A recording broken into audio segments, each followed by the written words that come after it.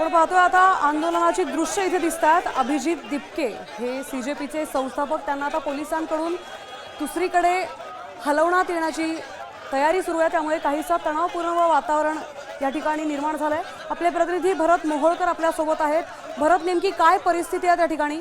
श्रद्धा, जर आपण पाहिलं तर जंतर मंतर मैदानावरती मोठी तणावपूर्ण परिस्थिती निर्माण झाली असल्याचं आपल्याला पाहायला मिळत आहे। अभिजित दिपके यांना ते ज्या ठिकाणी आंदोलनाला बसले होते त्या ठिकाणाहून दुसरीकडे हलवण्याचा प्रयत्न होतोय। पोलिसांकडून त्यांना दुसरीकडे नेण्याचा प्रयत्न होतोय आणि त्यामुळे मोठ्या प्रमाणावरती जो तणाव आहे तो जंतर मंतर मैदानावर निर्माण झाल्याचं पाहायला मिळत आहे। त्याआधी घटना या ठिकाणी घडली होती। काही आंदोलक, काही तरुण या आंदोलनामध्ये घुसले होते आणि त्यांनी हे आंदोलन खलिस्तान समर्थकांचा असल्याचा आरोप केला होता। त्यावरूनही काही काळ तणावाचं वातावरण निर्माण झालं होतं आणि आता पुन्हा एकदा पोलिसांकडून अभिजित दिपकेला दुसऱ्या ठिकाणी हलवण्याचा जो प्रयत्न होतोय त्या विरोधात आता सगळे या ठिकाणी जे तरुण आहेत ते संतप्त झाले असल्याचं पाहायला मिळतंय, आक्रमक झाले असल्याचं पाहायला मिळतंय। नक्कीच भरत, धन्यवाद आपण दिलेल्या सविस्तर माहितीबद्दल। तर आपण पाहतोय की शांततापूर्व हे आंदोलन करायचं ठरवलं होतं, मात्र इथे तणाव निर्माण झालाय।